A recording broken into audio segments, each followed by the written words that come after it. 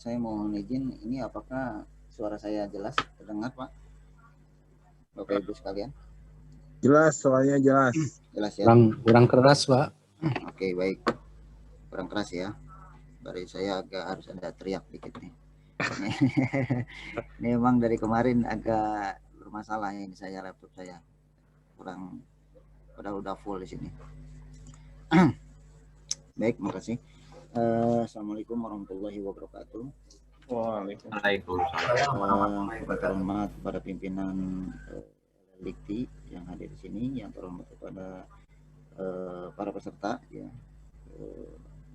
dari perwakilan pimpinan dari PTS ya di wilayah 11, yang terhormat kepada peserta BIMTEK, yang Pokja jadi Dikti atau Sister di perguruan tinggi maupun di LLIKTI sebagai validator pemrosesan usulan registrasi dosen dan perubahan data dosen melalui sistem. Baik, sebelum masuk ke praktek dalam arti teknis ya, masalah teknis, saya akan beberapa menyampaikan evaluasi data dosen ya, dimana kalau kita membicarakan perubahan data dosen tidak luput dari evaluasi data dosennya di wilayah LLIKTI 11 ya, PTS ya, dimana sangat kait eratannya ya perubahan data dosen yang tadi sudah disebutkan panjang lebar oleh Pak Mul, bahwa fungsi data itu apa ya kan, dimanfaatkan untuk apa, kenapa harus dilengkapi. Nah, itu sudah panjang lebar ya ininya, apa kegunaannya atau penting adanya untuk melakukan perubahan-perubahan data dosen di perguruan tinggi di wilayah 11 khususnya ya. Nah, kita fokus ke perubahan data dosen melalui sister ya, dimana ya sebetulnya perubahan data dosen itu step kedua ya, dimana kan dosen itu sebelum mempunyai melakukan perubahan data ya, mengupdate ya kan, merubah, melengkapi, itu kan ada proses registrasi dosen ya, itu mungkin sudah ke tahap itu, nanti baru melakukan perubahan-perubahan data atau melengkapi data portofolio dosen pada laman sister. Baik, Bapak Ibu sekalian, perlu diinformasikan ya, kita membuat gambaran bahwa jumlah dosen di perguruan tinggi ya di wilayah Kemdikbud itu sekitar Izin Pak, suaranya kurang jelas Pak, malah tidak terdengar Pak. Ya. Gimana? Kecil sekali Pak, suaranya tidak jelas Pak. Halo. Gimana kedengar suaranya? Kecil sekali Pak. Kecil sekali ya? Iya. Sebentar.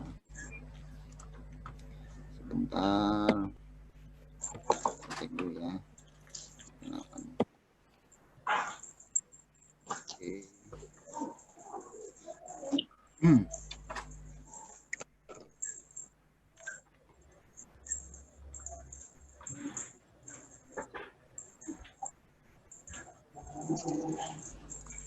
Halo, sekarang gimana Pak? Halo, gimana kedengar suara saya? Bisa dengar Pak. Oke. Ya, saya bisa dengar. Ya lumayan Pak. Oke, saya dekatkan ya, mikrofonnya saya dekatkan deh ke ini saya. Oke. Nah baik, jumlah dosen di seluruh Kemdikbud ya, perlu kami informasikan ada sekitar 282.558, di mana yang 17%-nya itu adalah di PTN sebanyak 85.943 ya, sisanya adalah 83% dari perguruan tinggi swasta di wilayah 1 sampai 15 ya. Nah ini cukup banyak ya terjadi perubahan data dosen yang dilakukan oleh dari perguruan tinggi swasta, di mana yang itu tadi 83% ya dari jumlah total nih. Nah ini cukup jadi PR buat kita untuk melakukan pemutahiran data dosen di wilayah khususnya di perguruan tinggi swasta. Selanjutnya ini adalah peta ya jumlah dosen berdasarkan wilayah LLIKTI, di mana LLIKTI 2011 itu sebanyak 8.101 ya, dosen tetap ber-NIDN dan ber-NIDK ya, yang dengan perjanjian kerja, di mana NIDN dan NIDK ini adalah dihitung ya rasio dosen ya, makanya sangat penting sekali melakukan perubahan-perubahan data dosen atau updating data dosen atau kelengkapan data portofolionya ya kan. Nah, 8.101 ini belum tentu valid dosennya adanya. Yang kita ketahui dari 8.101 pasti ada beberapa data ya yang dosen-dosen yang bermasalah ya. Nah, ini yang data-data dosen bermasalah yang kita harus bersihkan atau bahkan kita lakukan perubahan data dosen biar datanya valid ya, seperti itu. Baik, selanjutnya prioritas pemutahiran data dosen di kementerian. Nah, kami akan memprioritaskan ya kan untuk melakukan perubahan data dosen, di mana pertama adalah dosen tetap ya yang tidak memenuhi kualifikasinya, di mana yang dosen tetap mempunyai NIDN dan NIDK ya itu tidak memiliki kualifikasi S2 atau bahkan tidak punya jabatan kualifikasi atau pendidikan, riwayat pendidikan. Nah, ini kita akan bersihkan, dalam arti kita akan evaluasi berapa jumlah dosen tetap yang punya NIDN yang sampai saat ini tidak punya pendidikan minimal S2. Nah, ini banyak sekali jumlah dosen yang belum mempunyai pendidikan S2. Selanjutnya adalah data dosen tetap ya yang tidak berjabatan fungsional minimal 5 tahun. Jadi maksimal minimal 5 tahun ke bawah itu masih diperbolehkan lah, istilahnya memproses untuk punya jabatan fungsional. Tapi kalau udah 5 tahun ke depan ya kan ke atas, itu sebaiknya harusnya sudah punya jabatan fungsional minimal asisten ahli. Nah, dimana nanti kita akan evaluasi nih berapa banyak nih jumlah dosen yang lebih ya TMTD-nya melebihi dari 5 tahun yang tidak punya jabatan fungsional. Nah, ini patut dicurigai ya, apakah dosen itu ada atau tidak, ataukah ngajar atau enggak gitu kan. Apa hanya mengajar saja ya kan, tidak melakukan penelitian ya. Sedangkan di mana dosen itu kan harus bukan hanya mengajar ya Bapak Ibu. Ya kan, dosen itu adalah jabatan fungsional yang mempunyai minimal asisten ahli ya jabatan fungsionalnya. Ya kan, kalau dosen-dosen tetap ini banyak ya yang tidak punya jabatan fungsional kan ya, di sini kita harus dorong mereka untuk mengusulkan jabatan fungsional yang minimal asisten ahli. Nah, selanjutnya adalah dosen ganda. Dosen ganda ini di mana dosen ganda ini ada 2 ya kan. Dosen yang mempunyai, yang pertama adalah nomor ganda, yang kedua adalah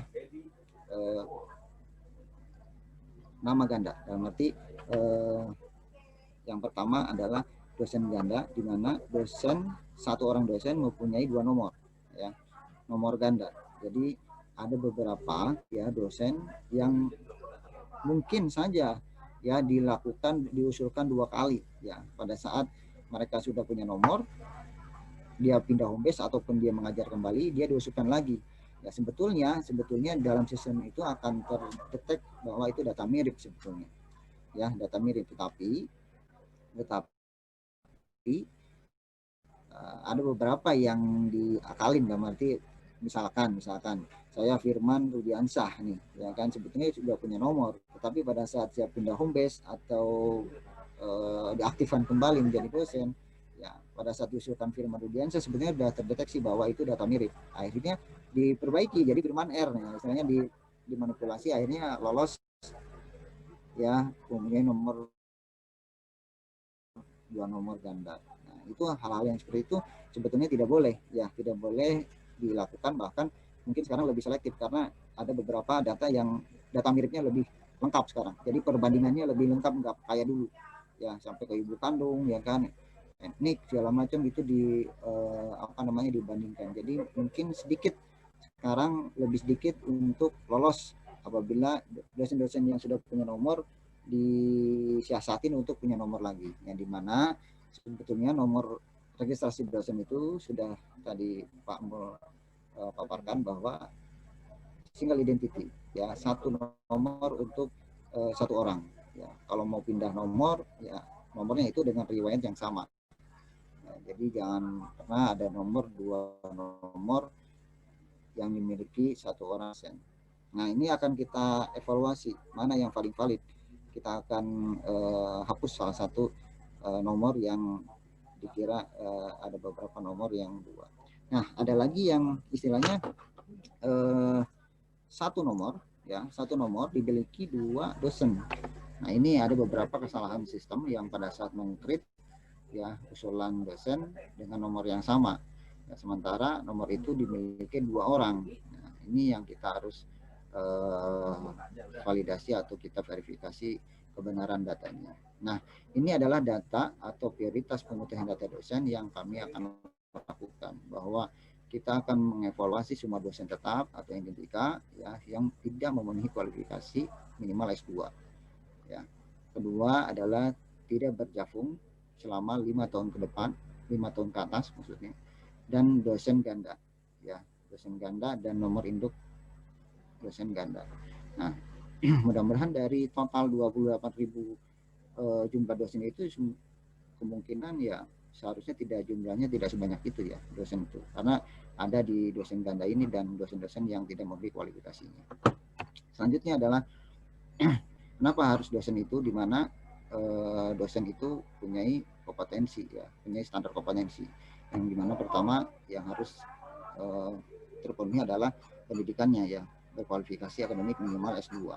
Ya, banyak sekali dosen yang nanti kita akan bersihkan ya, dosennya ya kan, nomor induknya yang tidak memenuhi S2 ya kita terpaksa kita akan bersihkan. Kedua adalah sehat jasmani rohani. Pasti ya pada saat dosen itu, calon dosen sudah memenuhi kualifikasi S2 dan sehat jasmani itu menjadi persyaratan untuk memperoleh nomor induk dosen nasional ya. Gitu. Walaupun dia mengajar ya, tapi tidak punya nomor, itu dikategorikan bukan dosen ya buat kami ya, karena syarat dosen itu salah satunya punya nomor induk dosen yang dimana persyaratannya memiliki S2, sehat jasmani dan rohani. Selanjutnya adalah memiliki jabatan fungsional asisten ahli, di mana pada saat dosen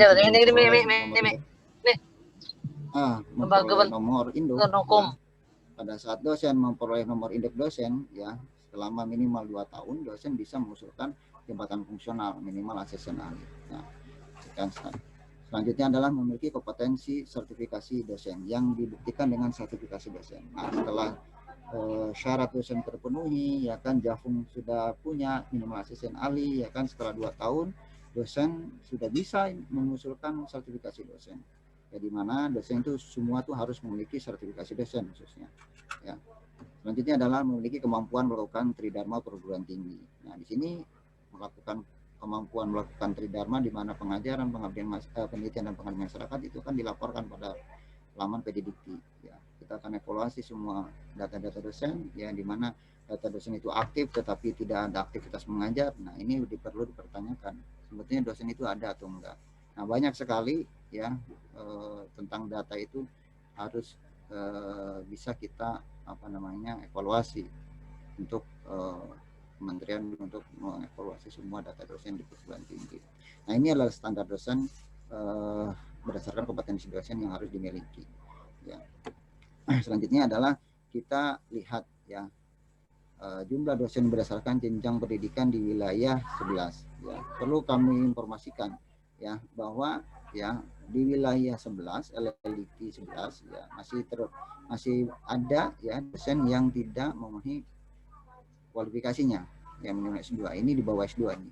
Di bawah S2 itu termasuk S1, D4, D3, profesi. Nah, di sini masuk semua. Jadi mana jumlah dosen ya PR kami nih di semua Kemdikbud itu 28.603 dosen tetap ya yang tidak mempunyai kualifikasi S2. Masih banyak. Ini seharusnya sudah tidak ada lagi. Makanya pelan-pelan kita dalam pertemuan kesempatan kali ini saya akan menyampaikan nih ya kan, sebanyak 1.520 ya dosen tetap nih di wilayah 11, dosen-dosen tetapnya masih di bawah pendidikan S2 ya, dimana mungkin saja ya kan sebetulnya dia S2 ya kan, tetapi tidak melakukan perubahan data dosen terutama di riwayat pendidikan. Nah itu penting sekali karena terdata di PDDK itu masih banyak nih ya, 1.500. Dan bukan hanya dosen yang di bawah pendidikan S2, tetapi ada dosen tetap ya tidak mempunyai riwayat pendidikan. Nah, ini yang paling heran. Satu pun tidak ada. Dia nol. Dia tidak punya riwayat pendidikan di wilayah 11 sekitar 112 perguruan tinggi. Ya, 112 dosen ya di beberapa perguruan tinggi yang tidak punya riwayat pendidikan. S1, S2 pun tidak. Ya karena ini perlu dipertanyakan. Dosen ini ada enggak? Pertanyaannya, ya kan? Dosen ini ada enggak? Nah, 1.500 ditambah 120 ini sekitar 1.632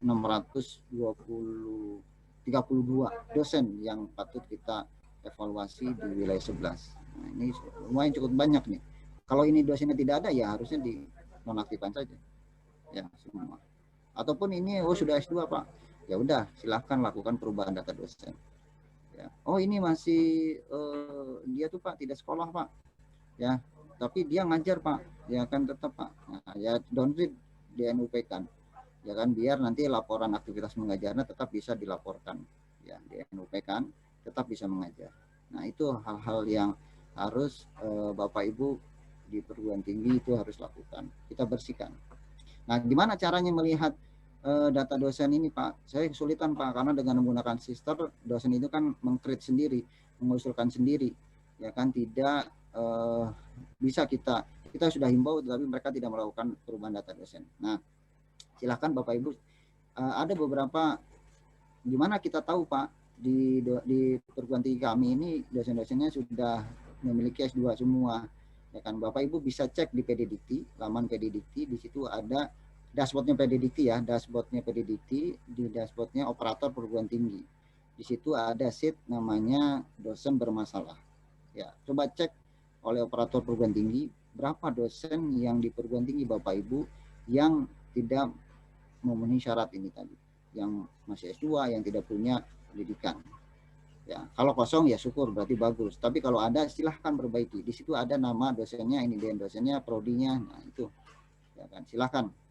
Ya info ke yang bersangkutan, suruh melakukan perubahan data dosen melalui pendidikan, riwayat pendidikannya di laman sister. Oke, selanjutnya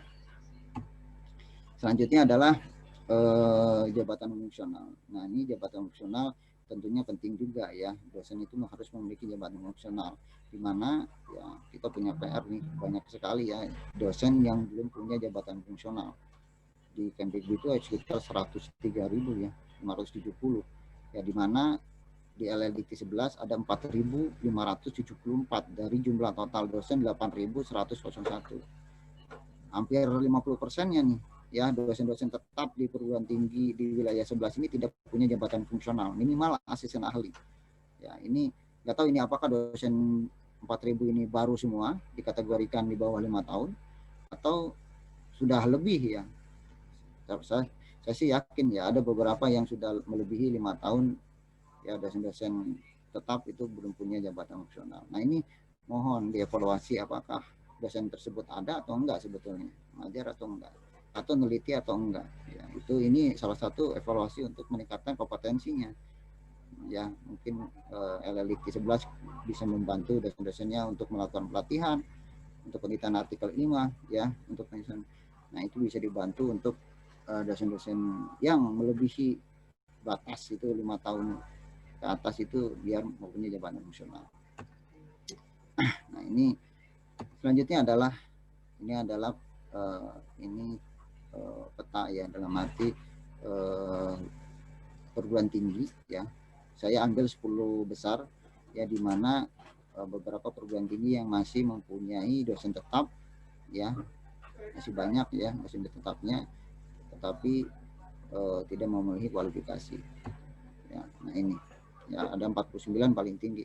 Ada 49 orang yang harus dicek sebetulnya. Ya, dicek bahwa dosen tersebut ada enggak sih? Kalau ada dia udah benar S2 enggak sih? ya. Kalau nggak bukan S2 ya downgrade ke NUP. Kalaupun dia tidak ngajar ya dikeluarkan. Biar data-data ini bukan hanya 10, tapi sebetulnya banyak yang tadi saya sebutkan. Yang 1.521 dosen itu ada di wilayah LLIT 11 yang harus diverifikasi yang keberadaannya atau benar nggak ya dosen-dosen tersebut masih S1 gitu ya, atau bahkan tidak punya riwayat pendidikan. Oke, selanjutnya ini di LLIT 11 tentang riwayat pendidikan fungsional. Ya, riwayat fungsional bahwa masih banyak ya yang dosen-dosen yang punya tetap ya, tapi tidak punya jabatan fungsional. Ya mudah-mudahan sih baru semua ya. Kalau baru semua sih nggak masalah. Ya, misalkan dosen-dosen baru kurang dari 5 tahun misalkan, ya masih wajar lah. Tapi kalau udah 10 tahun, 15 tahun sudah tidak punya jabatan fungsional, ya itu harus dipertanyakan. Ya, baik, ini adalah gambaran umum. Mudah-mudahan nanti perguruan tinggi wilayah 11 ya kan mengevaluasi SDM-nya atau dosennya ya dari mulai tadi melakukan perubahan data dari pendidikannya, yang paling penting itu kan pendidikannya, jabatan fungsionalnya ya kan. Nah itu yang krusial menurut saya, bisa terlihat atau salah satu syarat dalam pembunuhan kompetensi, standar kompetensi dosen. Data dosen Bapak Ibu udah mengetahui tadi, sudah panjang lebar sudah disebutkan oleh Pak Mul. Jenis data, baik sebelum masuk ke kita proses usulan perubahan data melalui sister ya, Bapak Ibu ya dosen di sini, kalau ada perwakilan dosen, operator perguruan tinggi, itu harus memahami bahwa biar kita frekuensinya sama, bahwa jenis data pada sister itu adalah ada 2 sebetulnya ya, ada 2 di mana kalau masih bingung ya, ini saya akan lebih ke teknis biar clear ya. Open data ya, open data itu apa sih sebetulnya, atau yang kedua adalah rigid data ya, di mana di sister itu ada sebetulnya ya yang sifatnya open data dan rigid data ya. Open data itu adalah perubahan data yang dilakukan tanpa ada proses verifikasi dokumen. Nah, di mana Bapak Ibu dosen ya, khususnya dosen itu bisa melakukan penambahan riwayat portofolio ya kapanpun ya, dimanapun, dan tanpa harus diverifikasi oleh atau divalidasi oleh perguruan tinggi atau kementerian. Nah, ini sifatnya adalah open ya, silahkan yang melakukan perubahan data tanpa harus divalidasi. Jadi ya nanti seperti apa nih perubahan data yang open data, nanti kita lihat ya yang open data tuh yang kayak gimana sih. Nah ini selanjutnya adalah rigid data. Rigid data adalah perubahan data yang dilakukan dengan proses verifikasi dan validasi dokumen ya, oleh siapa? Oleh perguruan tinggi, divalidasi oleh kementerian, khususnya LLDT ya misalkan. Nah seperti apa? Ini sudah disebutkan data pokok ya, data pendidikan, jabatan fungsional atau pangkatan, atau sertifikasi dosen kalau satunya. Karena serdos itu sebetulnya sertifikasi, khususnya serdos apabila Bapak Ibu sudah lagi proses serdos, usulan melalui sister, dan nanti disetujui serdosnya, ya, secara otomatis akan masuk kepada portofolio riwayat sertifikat pada laman sisternya masing-masing. Jadi sudah mengurangi melakukan perubahan data, kecuali sertifikat lain ya, sertifikat lain. Nah sertifikat lain itu masuk ke mana ya, kalau misalkan punya pelatihan yang lain itu apakah harus divalidasi, apakah masuk open data. Nah yang maksudnya seperti itu. Jadi yang rigid data itu yang tadi data pokok, pendidikan, jabatan fungsional, dan pangkatan. Di mana data pokok ya nanti kita akan lihat perubahan-perubahan apa aja yang harus diverifikasi atau divalidasi, diusulkan oleh dosen melalui perguruan tinggi ke LLIT menyetujui. Nah itu harus proses validasi ya. Jadi ada perubahan-perubahan yang krusial yang harus disetujui oleh kementerian atau LLIT ya gitu. Nah, selanjutnya ada pendidikan ya, pendidikan jenjang pendidikan S1, S2, S3 ya kan, SP1, SP2 ya kan, itu harus usulannya diverifikasi atau divalidasi oleh kementerian. Jabatan fungsional atau jabatan fungsional yaitu tadi AA ya, rektor kepala, GB itu ya harus melalui proses validasi ya. Kepakatan kalau istilahnya PTS itu adalah impasing yang passing pangkat. Nah itu ada pada usulan rigid data yang harus divalidasi oleh kementerian. Nah ini 2 jenis data yang ada di Sister ya, untuk nanti Bapak Ibu harus pahami apakah ini masuk ke open ataukah ke rigid data. Selanjutnya, nah ada beberapa yang